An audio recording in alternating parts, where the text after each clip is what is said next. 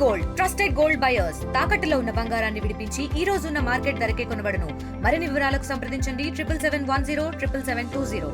ప్రస్తుతం నేను వివిపాలెం గ్రామంలోని రౌడీ షీటర్ వినయ్ కుమార్ ఇంటి వద్ద ఉన్నాను. వినయ్ కుమార్ ప్రవర్తన ఏ విధంగా ఉంటుంది, అసలు అతని వ్యవహార శైలి ఏంటి, ఈ గ్రామస్తులందరినీ కూడా తరచుగా అతను బెదిరింపులకు గురి చేయడం, అవసరమైతే దాడి చేయడం, ఇటువంటి అనేక అంశాల్లో అతనిపై అభియోగాలు కూడా ఉన్నాయి. గతంలో రఘునాథపాలెం పోలీస్ స్టేషన్ పరిధిలో పలు కేసులు కూడా నమోదు కావడంతో అతనిపై ఇటీవలే రౌడీ షీట్ కూడా ఓపెన్ చేశారు. కానీ ధరావత్ వినయ్ కుమార్ ప్రవర్తన శైలిపై అందరూ కూడా భయాందోళన వ్యక్తం చేస్తున్నారు. వినయ్ కుమార్ గతంలోనే ఒక ఇద్దరు పిల్లలున్నటువంటి ఒక మహిళను వివాహం చేసుకున్నాడు. తర్వాత అతని వేధింపులకు తాళలేక ఆ మహిళ కూడా ఇంటి నుంచి వెళ్లిపోయింది. ప్రస్తుతం సొంత తల్లిదండ్రులపైనే విచక్షణ రహితంగా దాడికి పాల్పడడం, అసభ్య పదజాలంతో దూషించడం, కనిపించిన వారిని కొట్టడం లేదా బెదిరించడం, ఇలాంటి అనేక ఘటనల్లో వినయ్ కుమార్ పాత్ర కూడా చాలా స్పష్టంగా కనిపిస్తుంది. అతనిపై అనేక అభియోగాలు కూడా వినిపిస్తున్నాయి. ఏం తెలియనట్టుగా అనేక అభియోగాలు ఉన్నప్పటికీ అతను అబద్ధాలు ఆడుతూ పోలీసులను కూడా మభ్యపెట్టే ప్రయత్నం చేస్తున్నారు. కానీ పోలీసులు కూడా తమదైన శైలిలో విచారణ జరిపితే చాలా కీలకమైనటువంటి విషయాలు తెలిసే అవకాశం ఉంది. ప్రస్తుతం వినయ్ కుమార్ ఎలాంటి వాడు, అసలు ప్రవర్తన శైలి ఏ విధంగా ఉంటుంది, అసలు అతను ఏం చేస్తూ ఉంటాడు, ఎందుకు బోడ సుశీల వెంటపడ్డాడు, గతంలో ఇక్కడ ఉన్నటువంటి గ్రామస్తులను ఏ విధంగా బెదిరింపులకు గురి చేశాడు, ప్రస్తుతం నేను తెలుసుకునే ప్రయత్నం చేస్తున్నాను. నాకు అందుబాటులో గ్రామస్తులు ఉన్నారు. బాబాయ్, వినయ్ కుమార్ ప్రవర్తన ఏ విధంగా ఉంటుంది, అతని వ్యవహార శైలి ఏంటి అసలు? ఆయన ప్రవర్తనంగా రౌడీ షీటరు, తర్వాత ఒక అమ్మాయిని చూస్తే ఓరవలేని పరిస్థితుల్లో చేస్తాడు. ఒక రైతు వారిగా కూలీకి పోతుంటే యాడికి పోతున్నామని అమ్మటబడి ఆ అమ్మాయిని ఎదించి ఆగం చేసి కారులో ఎక్కించుకొని పోయి ఆ తెనకళ్ళ ఊళ్ళో వదిలిపెట్టి ఇంటికి వచ్చిన తర్వాత కూడా ఇంట్లో సుశీల వచ్చిన తర్వాత మళ్ళీ లైట్లు బంద్ చేసి ఇంట్లోనే ఉండు, ఈడే వానే ఉన్నాడు.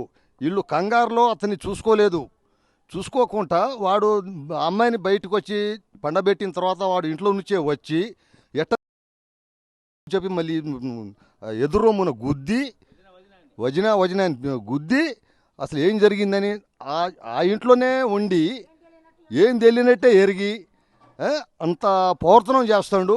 దీన్ని మాత్రం వదిలిపెట్టే పరిస్థితి లేదు.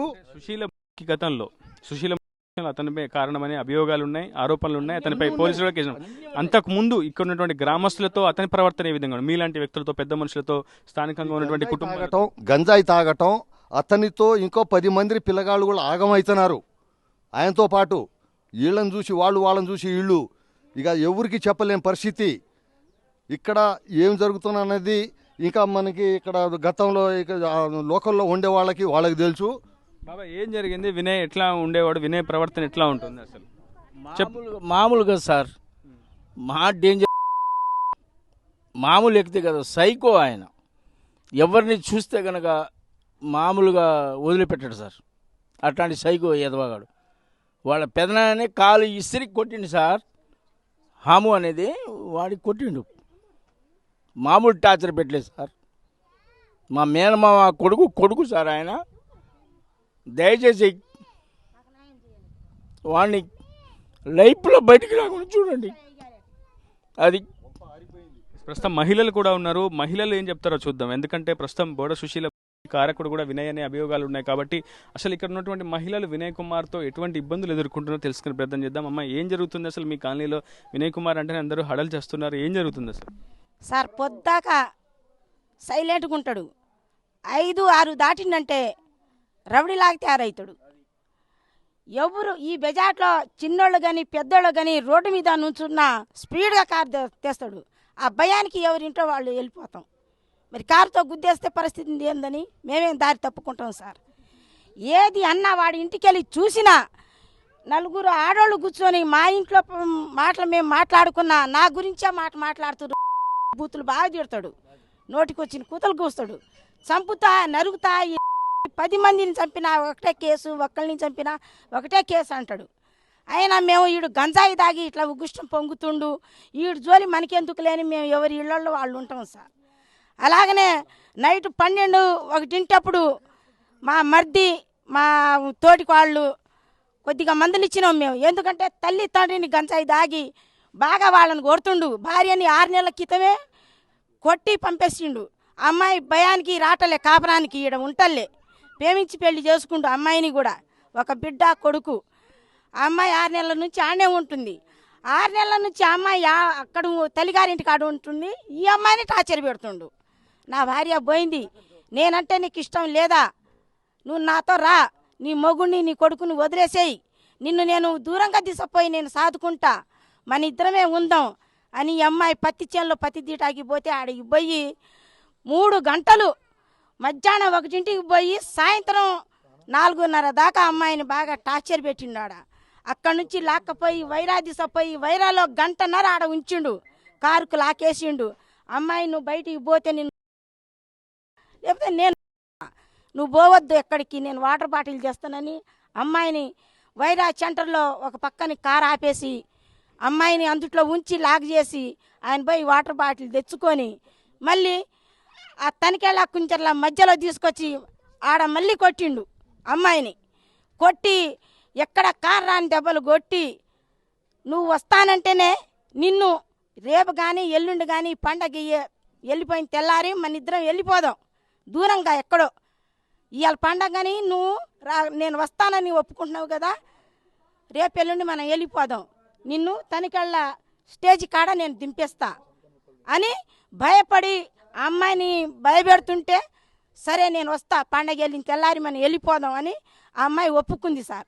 ఒప్పుకున్నాక తనికెళ్ళ స్టేజ్ దగ్గర దింపిండు. దింపినాక వాళ్ళ బావని ఫోన్ చేసి, బావా ఇదిగో నేను ఇక్కడ ఉన్నా, నన్ను వచ్చి తీసుకుపోమని ఫోన్ చేసింది. ఫోన్ చేస్తే వాళ్ళ బావ స్కూటీ వేసుకొని వచ్చి ఆ అమ్మాయిని తీసుకొని అమ్మపాలెం పోయిండు వాళ్ళ అమ్మోళ్ళ ఇంటికి. వాళ్ళ అమ్మోళ్ళ ఇంటికి పోయేసరికి వాళ్ళ అమ్మని వాటేసుకొని గట్టిగా ఏడ్చింది. ఎందుకమ్మా ఎందుకు ఏడుస్తున్నావు, నువ్వు పత్తి ఇద్దరికి పోయినావు కదా, ఏమైంది ఏంటి అని తల్లి అడిగింది. అడిగితే అమ్మ నా సెల్లు లాక్కుండు సైలెంట్లో పెట్టుకుండు, నన్ను 1:30 కాడ నుంచి నన్ను బాగా బాధ పెట్టిండమ్మా, కొట్టిండు, నన్ను దూరంగా తీసుకుపోయి నన్ను బలవంతంగా నా దగ్గర కాపురం చేసిండు, కానీ నేను ఆయనతో పోవాలని నన్ను బాగా ఏదిస్తుండు. నేను ఇవాళ ఒక్కరోజు నా ఇంటికి పోయి నా భర్తను చూసి నా కొడుకుని తీసుకొని మళ్ళీ నేను వీడికి వస్తానమ్మా అని తల్లిని బుకాయించి నమ్మించింది సార్. సరేలే నా బిడ్డ, అసలైతే నా బిడ్డకి పిరికితనం లేదు అని తల్లి నమ్మేసింది. నమ్మి తల్లి బావ ఇద్దరు వచ్చి ఇక్కడ దింపిపోయారు అమ్మాయిని. దింపిపోయిన టైం ఎంత అవుతుందంటే 4:45 అవుతుంది టైం. అదే టయానికి నేను పంపులు మున్సిపాలిటీ నీళ్ళు వస్తుంటే నేను వాటర్ పడుతున్నా సార్. ఆడ పడుతుండే రోజు వాళ్ళమ్మ బావ అట్నే వస్తూ ఉంటారు పోతూ ఉంటారు, దగ్గరే కదా, అమ్మాయిని దింపేసి పోయారు. ఆ పనికి పోయి వచ్చిందిలే అని నేను కూడా వాళ్ళని మందిలియలే, వాళ్ళు కూడా నన్ను మందిలియలే, నా పని నేను చేసుకుంటున్నా. అమ్మాయి రాగానే స్నానం చేసింది. అసలు రోజు ఆ కూలికి పోతే ఇంట్లో పని చేసుకొని ఇంట్లో అన్ని పనులు అయినాక స్నానం చేసి అన్నం కూర వండుకుంటుంది. తర్వాత వాళ్ళ ఇంట్లో తింటుంది, మగుడిని పిల్లల్ని వేసుకొని వండుకుంటుంది సార్. ఆ రోజు ఏం చేసిందంటే రాగానే స్నానం చేసింది. తెల్లారితే వాళ్ళ భర్త అయ్యప్ప మాల వేసుకుంటాడు. నేను తప్పు చేసి వచ్చిన కదా, ఈ బట్టలు ఎట్లా ముట్టుకోవాలని స్నానం చేసి ఇంట్లోకి పోయింది. ఇంట్లోకి పోయి వచ్చి 5 నిమిషాలు ఫోన్ మాట్లాడింది. వినయ్ గాడు మళ్ళీ డబ్బులు అడిగిండు దాని దగ్గర. నాకు ఒక 3,000 డబ్బులు ఫోన్పే చేయమని అడిగిండు. అడిగితే ఆ అమ్మాయి అన్నది నా దగ్గర డబ్బులు లేవు, అవి కూలి వాళ్ళు ఇచ్చిన డబ్బులు, రైతులు ఇచ్చిన డబ్బు నేను నా అక్కకో నా చెల్లికో ఇవ్వాలని అన్నది. అది మట్టుకు నేను విన్నాను. అమ్మాయి ఫోన్ మాట్లాడుకుంటూ పోయి ఇంట్లో పోయింది. అదే సమయంలో నా మర్ది, నా తోటి కాళ్ళు, మర్ది అయితే లేడు డ్యూటీకి పోయిండు, ఆ తోటి కాళ్ళు బయట ఉంది, ఈడ ఉంది, పొయ్యి ముట్టిస్తుంది నీళ్లు కాగబెట్టుకోవటానికి. పొయ్యి ముట్టించి ఆమె లోపలికి పోయింది. నేను నా ఇంట్లోకి పోయినా. సోమవారం సాయంత్రం పూట పూజ చేసుకుందామని నేను కూడా స్నానానికి వెళ్ళిపోయినా బాత్రూంలో. నేను బాత్రూమ్కి వెళ్ళిపోయినా, ఆమె ఇంట్లోకి వెళ్ళిపోయింది. ఈ ఏరియాలో ఎవరు లేరు సార్. అదే టయానికి వాడు మళ్ళీ అటు ఇటు చూసి వాళ్ళ ఇంట్లోకి పోయి ఆ అమ్మాయిని బలవంతంగా కొట్టిండో మరి మిడకాయ పిసికిండో ఊరితో ఇదే బయట గడియేసిపోయిండు. మెయిన్ బంద్ చేసిపోయిండు. కరెంట్ లేదు. మా ఇళ్లలో కరెంట్ ఉంది, ఆ ఇంట్లో కరెంట్ లేదు. అయితే ఈ పిల్లగాడు అరే లక్కీ నువ్వు 1 గంట తర్వాత రామని చెప్పిందంట. అంటే వాడు ఏమని నేను వాడు నువ్వు మళ్ళీ నా దగ్గర పెట్టిండు సార్. వాడు మళ్ళీ ఇప్పుడు తాగేసి ఉన్నాడు, నన్ను వదిలిపెట్టాడు అని పిల్లగాడిని నువ్వు 1 గంట తర్వాత రా నా నాని డబ్బులు ఇచ్చి పాల ప్యాకెట్ దేమని పంపించింది. ఈడేం చేసిండు, ఆడుకుంటా గంట తర్వాత వచ్చిండు. రాగానే తలుపు చూసిండు. అమ్మ మమ్మీ మమ్మీ అన్నాడు. మమ్మీ అంటే పలకలే. ఎందుకు అట్లా పలుకుతున్నావు, మరి ఫోన్ మాట్లాడావా, మళ్ళీ మాట వినపడట్లేదు కదా వాయిస్, నాకు కొట్టు గిట్టపోయిందేమో రా, ఎందుకు అట్లా అరుస్తున్నావు అని నేను అన్నా. అనేసరికి లేదమ్మా తలుపు గడి వేసి ఉంది అని అన్నాడు. అని పిల్లగాడు తలుపు గడి తీసి చూసిండు. చూసేసరికి ఉంది. ఓ అమ్మమ్మో అమ్మని జంపు, ఇక్కడ ఒక్క నిమిషం కూడా ఉండాలి. పిల్లగాడు పలారైపోయాడు. పలారిపోయి వాళ్ళ పెదనాన్న కాదు తాత ఇంటికి పోయి తాత నాయనమ్మ అమ్మ అని అన్నాడు. అనేసరికి నేను ఇప్పుడు నా కొడుకు మాలేసుకుండు, శివుడు మాలేసుకుండు. నేను పోయి ఎట్లా పట్టాను, నేను ఇక్కడే ఆగిన. అల్లబోది పోయి ఇక్కడ మొత్తుకుంటున్నా. నందిని అనే అమ్మాయి మా మేనకోడలు అమ్మాయి, మా పెద్దాడి బిడ్డ కూతురు, వచ్చి వదినా అని పోయి గట్టిగా ఇట్లా పట్టుకుంది. ప్రాణం ఉందేమోనని పట్టుకుంది. బక్క పలచనే కొద్దిగా పొట్టిగానే ఉంటుంది ఆ అమ్మాయి. ఈ అమ్మాయి ఎత్తుకొని లబో దిబో మొత్తుకునేసరికి నాగు అని ఆయన, ఈ అమ్మాయి భర్త బుక్యా నాగు వచ్చి ఆ అమ్మాయిని, ఈ అమ్మాయి ఆ అబ్బాయిని పట్టించింది. నువ్వు పట్టుకో బావా నేను కట్ చేస్తానని చాకు తీసుకొని కట్ చేసింది. అప్పుడు ఆయన మళ్ళీ వాళ్ళ ఇంట్లోకి పోయిండు. ఇదంతా మేము గమనించలే, మేము చూడలే. మేము లబో దిబో మేము మొత్తుకుంటేసరికి ఆ అదే వారి మంచం మీద పండబెట్టినాం అమ్మాయిని. లబో దిబో మొత్తుకుంటుంటే మళ్ళీ ఆయన వచ్చి సుశీలా ఏమైంది వచ్చినా, నీకేమైంది వచ్చినా, ఏమి ఎరగనట్టు ఏం తెలియనట్టు, ఇగో ఇట్లా ఉంది సార్ మూడి, ఇట్లా మూడితో అమ్మాయి వాడు అట్లా తగిలిచ్చిపోయిండు. బయటికి రావాలి అట్ట. ప్రస్తుతం ఒక్కొక్కరు ఒక్కో విధంగా చెప్తున్నారు వినయ్ వ్యవహార శైలిపై, తన ప్రవర్తన తీరుపై. ఇంకొంతమంది కూడా ఉన్నారు, వారితో కూడా మాట్లాడదాం. బాబా ఏంటి అసలు వినయ్ పరిస్థితి ఏంది, వినయ్ వ్యవహారం ఏంటి? ఆయన ఫుల్ గంజాయి తాగి చిత్ర హింసలు పెట్టి నా మేనల్లుడు నా మమ్మ 3 భాగాలు చేసినా కూడా సర్లే నా మేనల్లుడు ఇంటికాడు ఉంటాడులే అని చెప్పి నా పక్కన స్థలం ఇచ్చి చేసి ఇల్లు కట్టించి వాడిని నేను నా సంకలో తండ్రి లేడు కదా, తండ్రి లేడని చెప్పి నా సంకలో పెట్టుకొని నా తల్లి ఇచ్చింది కదా ఆ జాగని ఆ ఇల్లులో కట్టబెట్టి నేను పక్కన ఉంచుకొని ఉన్నాను.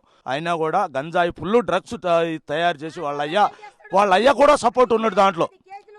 వాళ్ళ అయ్య కూడా సపోర్ట్ ఉండి కూడా తండ్రి కొడుకుని సమానం చెప్పుకోలేని పరిస్థితిలో ఉండి కూడా అలాంటి కొడుకు ఉంచుకోవటానికి ఎందుకు, దేనికి అసలు? అది నాకు నా మేనల్లుడిని నేను దగ్గర పెట్టుకొని కూడా నేను పోషించుకుంటా, నేను నా ఉద్యోగం నేను చేసుకుంటా ఉన్నా కూడా ఇదిగో ఇట్లా పరిస్థితి చేసి ప్రస్తుతం ఇది వినయ్ కుమార్ వ్యవహారంపై ప్రతి ఒక్కరు కూడా చెప్తున్నటువంటి సమాధానం. వినయ్ కుమార్ ప్రస్తుతం ఇదే ఇంట్లో నివాసం ఉండేవాడు.